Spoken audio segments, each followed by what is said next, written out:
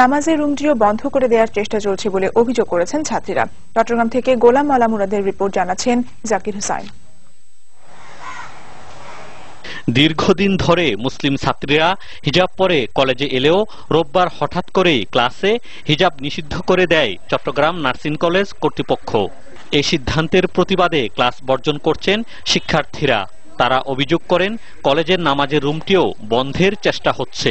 হিজাব পরার কারণে ক্লাস এবং অডিটরি সম্পূর্ণ অফ রাখছে। হোসনিয়ারা ম্যাম উনি বলছেন যে আমরা যদি নার্সিং ভালো মতো করি, মানুষের সেবা করি, তাহলে আমাদের নামাজের দরকার হবে না।